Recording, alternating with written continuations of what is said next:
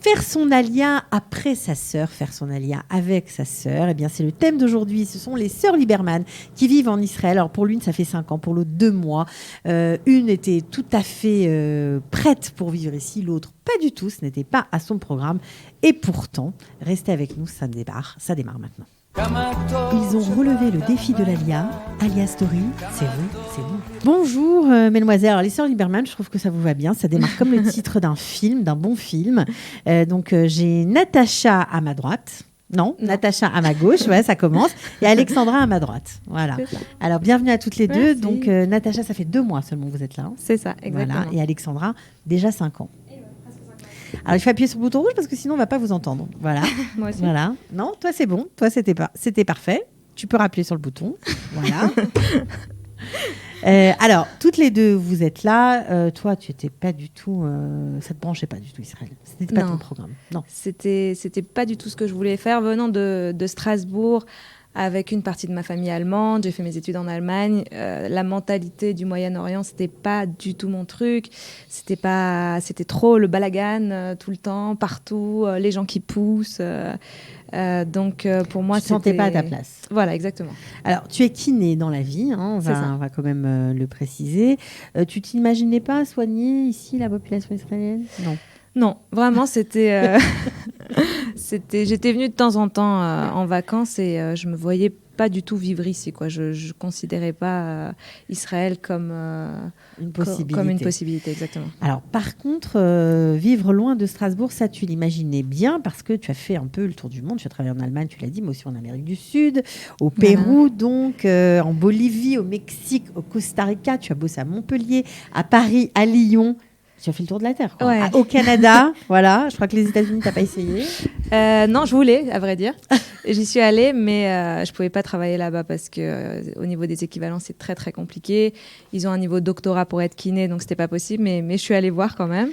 Voilà, tu as été aussi au soleil, hein. Tu as été à Nice. Voilà, c'est vrai que quand j'ai eu mon diplôme, je ne voulais pas rester sur Strasbourg, je voulais bouger. Pourquoi ? Je voulais voir autre chose moi, j'adore voyager. Je trouve que c'est comme ça qu'on apprend le mieux quand on se retrouve seul dans un endroit et qu'on est obligé de faire connaissance avec des nouvelles personnes, qu'on est obligé de découvrir une nouvelle ville, une nouvelle culture. Pour moi, c'est la meilleure façon d'apprendre. Mais dis-moi, elle était complètement prête pour Israël, mais elle ne le savait pas. C'est ça ce que j'entends. J'ai essayé de lui transmettre le message pendant des années, mais il a fallu du temps. Alors toi, par contre, pourquoi vous avez été élevés par les mêmes parents, dans la même famille, au même endroit, tu étais folle d'Israël et tu ne rêvais que d'une chose, c'était de venir t'y installer. Effectivement, depuis toute petite. Comme quoi je suis venue pour la première fois à l'âge de 6 mois. Est-ce que c'est ça qui a eu vraiment un impact? Je ne sais pas.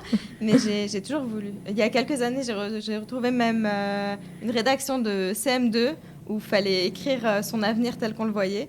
Et j'écrivais que je ferais mon alia, que je vivrais en Israël. Donc, ouais. Alors, tu es étudiante à l'université de Jérusalem. Qu'est-ce que tu étudies ? Alors, je fais une double licence en relations internationales et communication et journalisme. Ouais. C'est ce que tu imaginais, ça aussi, ou c'est l'alia qui a fait que ça t'a entraîné vers ça ? Relations internationales, ça fait un petit bout de temps que j'y pense. Ouais. J'étais notamment dans l'armée dans une unité qui est reliée aux relations internationales. Le journalisme, par contre, j'y avais pas du tout pensé. C'est venu vraiment sur le tard. Quand j'ai dû faire le choix de mes études, on m'a proposé une double licence et c'est là que j'ai découvert du journalisme. Et finalement, ça me plaît énormément. Alors, 5 ans, quand on vient sans la famille, hein, quand on est seul un peu ici, voir sa sœur débarquer, j'imagine que c'est un cadeau du ciel. Ah, carrément. C'est clair. Ouais. C'est clair. Vous habitez ensemble ? Non. Non, parce qu'elle habite dans les logements universitaires. D'accord. Et moi, j'ai décidé d'habiter avec deux autres Françaises que j'ai rencontrées à l'Ulpan l'an dernier. Oui, parce que quand même, tu ne voulais pas venir, mais tu as eu quand même le temps de te préparer parce que tu avais choisi de faire un programme Massa, Ulpan, au cas où. Hein, et finalement, tu as bien fait. Voilà. J'ai choisi l'Ulpan parce que c'est vrai que je ne pouvais pas vraiment faire de stage dans mon domaine, c'était un peu compliqué. Et je me suis dit, bon, au moins j'apprendrai la langue. Et finalement, voilà, ça m'a bien servi. Ça t'a bien servi, parce qu'aujourd'hui, tu es là. Alors, tu n'en as pas cru tes yeux, quoi. J'y ai travaillé pendant longtemps. Et au moment où tu t'attendais plus à la voir venir. Ouais, c'est à peu près ça. Non, c'est vrai que j'ai vu quelque part une évolution où je me suis dit, finalement, là, il y a peut-être du potentiel. mais c'est vrai qu'à un moment, je me dis, bon, j'y arriverai plus, quoi. Elle va rester là-bas. Alors, toi, tu as fait un parcours, on va dire, un peu classique, la Harshara européenne du Bnei Akiva, l'armée, les études. Exactement. Ouais. Tu as aimé cette expérience de l'armée? On dit que c'est un passage vraiment qui transforme tout. Ouais, effectivement. Ça n'a pas toujours été facile. Pourquoi? Pourquoi? Alors, premièrement, parce que je pense qu'il y a quand même un choc culturel au niveau où, finalement, les Israéliens, ils grandissent avec l'idée qu'ils iront à l'armée, ils savent à quoi plus ou moins s'attendre, ils ont vu leurs grands frères et sœurs y aller avant eux, donc ils savent comment ça se passe. En tant que jeune fille qui a grandi en France, à Strasbourg, exactement, j'avais aucune idée de ce qui m'attendait. Et je ne regrette pas une seconde de l'avoir fait. Vraiment, ça a été une expérience formidable. Mais ça n'a pas été facile tous les jours. Même le fait d'être loin de la famille. Les soldats israéliens, ils rentrent le week-end, ils sont chez eux, ils ont leur maman qui s'occupe d'eux.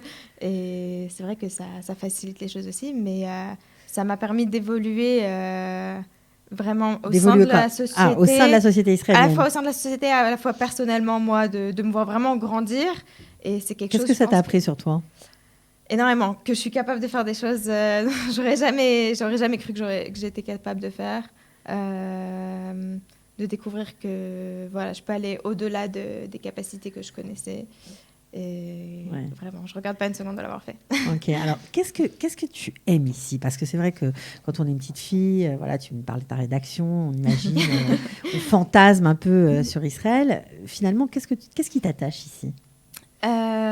Premièrement, je pense le lien entre les gens, la chaleur humaine, le fait que les gens, même s'ils ont l'air un petit peu bougres et qu'ils ne sont pas forcément les plus attachants au premier abord. Un peu bourrus, un peu fermés comme ça. Ça. Un peu grognons.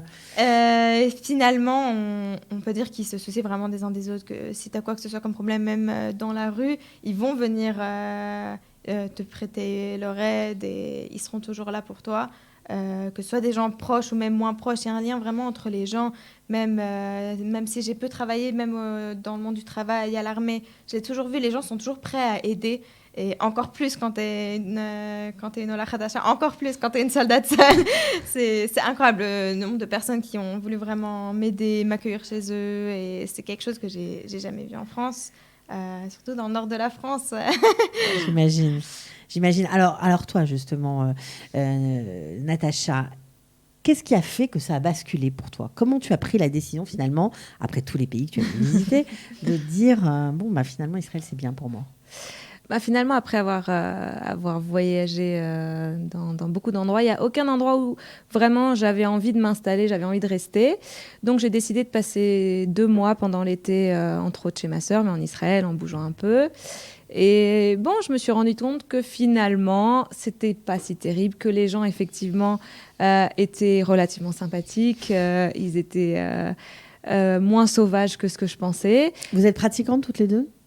Oui, on peut se considérer comme faites Shabbat. C'était important, ça aussi, pour vous? C'est rentré en ligne de compte? Ça aussi, voilà. C'est quand même beaucoup plus facile de pratiquer son judaïsme ici qu'ailleurs, surtout quand on travaille. Moi, je sais que quand je travaillais en Europe, souvent, je ne pouvais pas prendre toutes les fêtes. En début d'année, Rosh Hashanah, Kippour, Sukkot, une semaine, souvent, ce n'était pas forcément possible. C'est sûr qu'ici... c'est beaucoup plus facile pour nous. Ouais. Et donc, je me suis dit, pourquoi pas? J'envisageais l'idée de venir ici. Et c'est pour ça que j'ai décidé de faire un programme Massa, déjà pour commencer. Comme je n'étais pas sûre à 100% de vouloir rester. Ouais. De faire 6 mois ici, à l'Ulpan.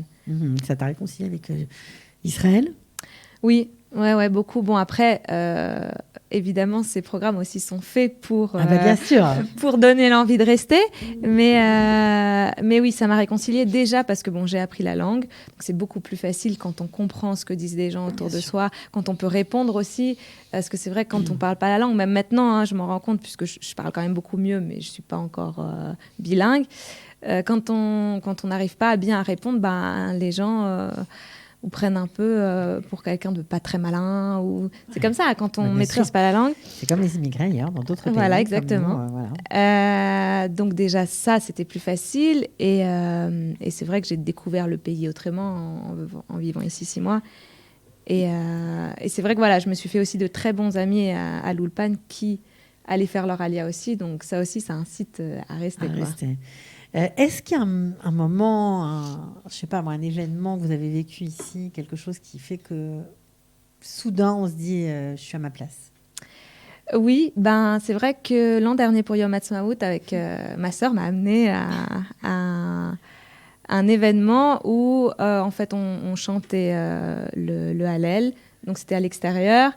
Dans un parc, okay. Voilà, en plein centre de Jérusalem, tout près de la vieille ville. Voilà, on avait la vue sur les murailles. Et il y avait juste un chazan, un chanteur avec sa guitare. Le parc Teddy, non? Ouais, exactement, qui a commencé donc à chanter. Et toute cette foule a chanté ensemble. Et dans ce public, il y avait vraiment de tout niveau de religion, des gens totalement différents les uns des autres. Et là, j'ai vraiment... Bon, évidemment, je me suis sentie vraiment appartenir à ce peuple et à cette unité. C'est vrai qu'en France, on a un peu perdu cet amour pour la France et cette unité qui, je pense, existait il y a quelques années. Et là, je me suis dit, c'est différent ici. Bon, alors, qu'est-ce que je peux vous souhaiter à toutes les deux? Tout le meilleur du monde. Ouais, je pense que on a d'autres attentes aussi, chacune, pour l'avenir. Qu'est-ce que tu aimerais faire, toi? Travailler dans ton métier. Travailler, voilà. En tant que kiné. En tant que kiné, commencer à travailler en milieu israélien pour pouvoir m'intégrer, parce que pour l'instant, je ne me sens pas encore israélienne, quoi, on va dire. Toi, tu te sens israélienne? Oui. Encore plus quand je rentre en France, que je me rends compte que je n'appartiens plus à ce monde-là, quoi. Bon, en tout cas, moi, je vous souhaite que vos parents vous rejoignent après tout, puisque vous avez une sœur aux États-Unis. Donc maintenant, il y en a 2 ici. Ça fait la balance. Donc elle aussi vous rejoindra. Enfin, un regroupement familial. Voilà, c'est ce que je vais vous souhaiter. En tout cas, merci beaucoup à toutes les deux d'être venues partager votre témoignage. Voilà, d'Alia. Je vous souhaite de bien vous intégrer, d'être heureuse ici et de réussir dans tout ce que vous avez prévu de faire. À bientôt, en tout cas, à toutes les deux. Merci. Et puis plein d'autres choses. Merci Ciao. beaucoup. Ils ont relevé le défi de l'Alia. Alia Story, c'est vous, c'est nous.